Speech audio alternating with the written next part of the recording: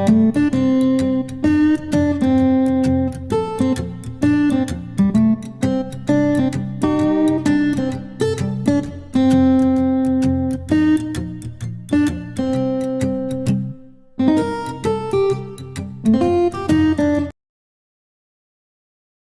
morning mga kalingap, good afternoon mga kajumkar. It's me, Darlene Flag.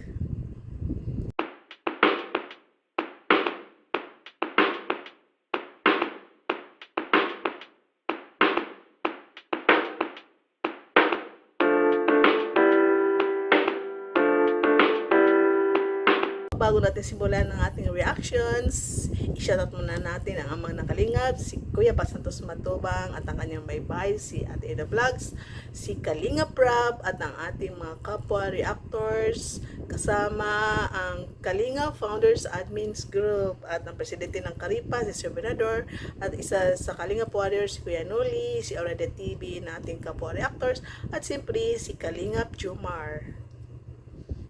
So, mayroon tayong bulong. Isa siya sa Keyboys, isa siya sa member sa KSOR, isa siya sa Reactors, na malapit kay Kalingap Rab. At sabi niya, mayroon daw pasabog ang Jumkal sa episode 52 at hindi niya alam, hindi siya sigurado kung ano ito. Pakinggan po natin.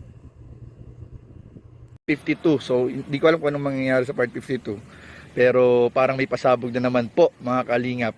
Kaya abangan po ninyo mga kalingap kung ano ang magiging role na naman ni Kuya Jens sa part 52 ng Tambalang Jom. At isa daw sa naririnig niya, baka itong buwan, next month, mayroon daw lakad ang Jumkar papuntang Boracay dahil maraming gusto mag-sponsor na papuntang Boracay ang Jumkar. Narinig po natin itong mga nakaraan ng buwan na may isang mag-sponsor na helicopter na i-celebrate ang Jumkar first year anniversary sa Boracay. Pero yun nga, naririnig ni Kuya Jens nga baka ilapit na lang, baka itong mga buwan o itong mga linggo, hindi po natin alam, na hindi pa abot ng anniversary, first year anniversary ng Jumkar, baka daw matuloy ang travel ng Jumkar papuntang Boracay, sasakay ng helicopter. At inaasahan din po natin mga kalingap na anumang araw, kung hindi po ngayong buwan or baka next month, ay yung sa Boracay po mga kalingap, kasi napakarami na pong willing mag-sponsor para po dun sa Boracay po ng Tambalang Jomcar at ng ibang love. Yun nga po sabi ni Kuya James, kung mapaaga daw ang helicopter ride, baka doon daw gagawin sa Boracay. Baka maaga, hindi pa abot ng first year anniversary.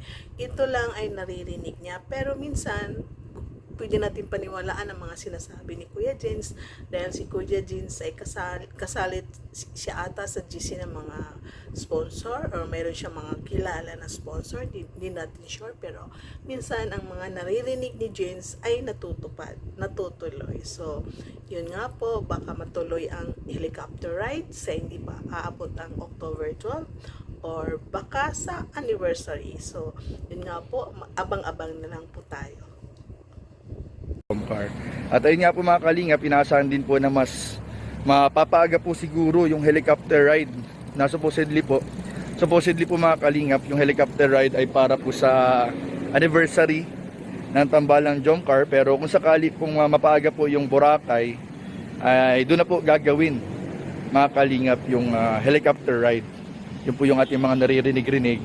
So yun nga po, may mga surprise na pangyayari sa Boracay. Hindi natin sila kilala lahat, yung mga nag-sponsor, or baka may gusto pang mag-sponsor sa anniversary o anong mga magaganap sa Boracay.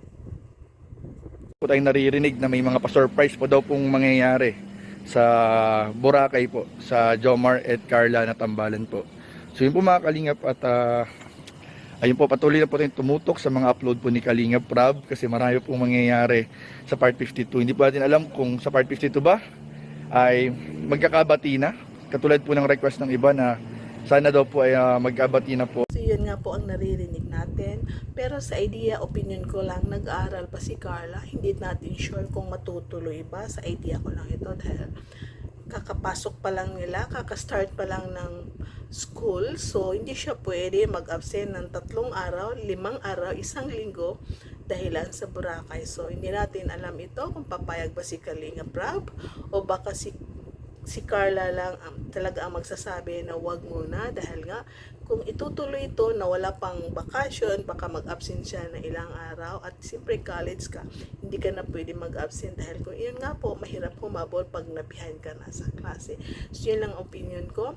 Mag-abang-abang lang po tayo, basta sigurado tayo na ang Jomcarl ay okay. Sigurado tayo sa episode 52, mayroon tayong aabangan na kiligan, pakapati na sila sa episode na ito. Alam po natin na behind the cam, behind the scene sila ay okay, sila ay nag-uusap, masaya sila pa rin ay okay. So baka sa episode 52 baka may magaganap na papalapit na okay sila, baka may magaganap ulit na holding hands, yakapan. So hindi natin alam dahil malapit na ang 10th month sa rin nila, so mag-abang-abang na lang po tayo. So bago natin i-end ang ating reactions, shout out kay Carla Tapilar. Congratulations Carla dahil verified ka na sa Facebook. Blue check ka na, ibig sabihin verified. Monetize ka na sa Facebook, magkaka-income ka na. So meron kang meron siyang 129,000 followers. So tuloy-tuloy lang po ang pagpa-follow kay Carla. Papanonood sa kanyang mga original post or original video. So maraming salamat po sa lahat na nanonood dyan. Please, paki-like ang ating video, paki-share at paki-subscribe sa hindi pa nakasubscribe dyan para yakapin tayo ni Daddy Mita. So maraming salamat sa nanonood dyan. Tuloy-tuloy lang pagmamarathon ng video ni Kalinga Prab. Isali na ng mga video ni Kalingap Kuya Bal Santos Matubang at ang mga video ni Kalingap Jomar para tuloy-tuloy ang ating million. Salamat sa mga ka-zoomy dyan, ka-addict sa kakamarathonians, ka-addict sa Jomcarl, ka-aibag sa kakamarathon, sa kapiyatan. Thank you sa panonood lagi, sa puyatan. I love you all. Ingat kayo lagi. See you in my next vlog. Bye!